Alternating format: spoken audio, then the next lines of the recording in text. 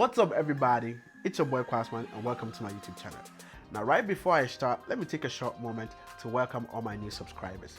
Thank you guys for joining, and believe me, we're gonna have a whole lot of fun on this channel, so keep subscribing. Now, what is it about today?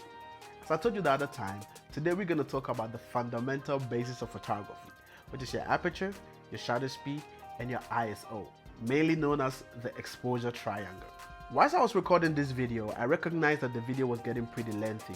So I made my mind to share it into 3 different parts, starting from today with the aperture.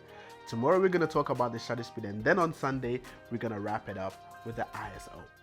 So if you're ready for today, grab a popcorn, take a pen and a paper, and let's start. What is aperture? Now, every photographer has a camera, and every camera needs a lens to work. Now, the camera works the same as your brain, which means it's only there to process the information coming through.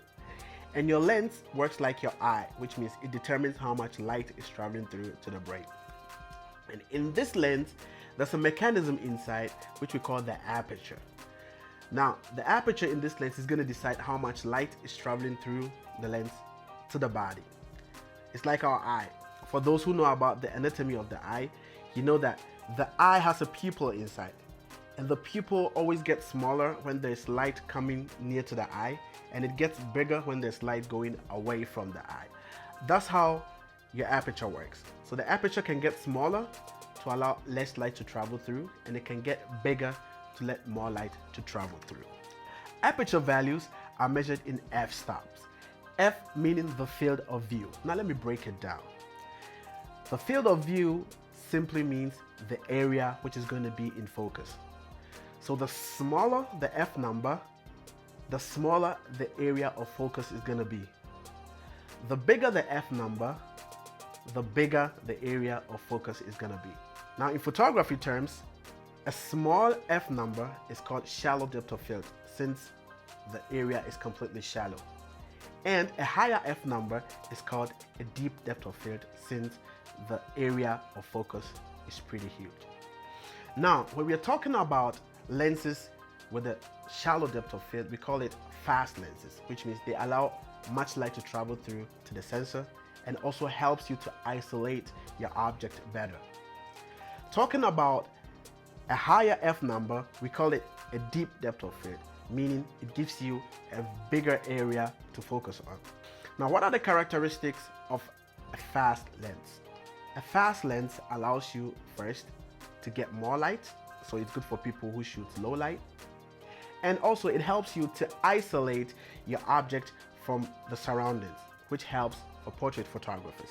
But if I'm capturing something like a group picture or capturing landscape, I need a deep depth of field, since the focus area will be bigger, and as a result of that, I'm going to get many things in focus, or many people in focus. Now, beware of this. If your aperture is raised too high, you get a darker image. So don't forget about that. Now, how can I differentiate a fast lens from a slower lens?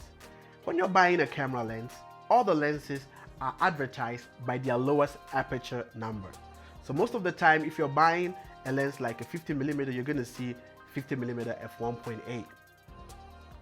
Or your kit lens, for example, it has an aperture of a 5.6 / let's say f6.3 or a 6.5. Which means that lens is not that fast, it's pretty slow. When you're using that lens in low light, you're gonna have some troubles. But using a lens that has f1.8 or lower is gonna help you capture good images in low light. I hope you learned something today, and I hope you were able to process all this information. I know it was too much information, but I hope you were able to process it. Now, as I told you, tomorrow we're gonna talk about the shutter. If you've not yet subscribed, please subscribe down here, and if you liked the video, give me a thumbs up. If you didn't like it, give me a thumbs down, no problem. And see you tomorrow on the next episode. Bye.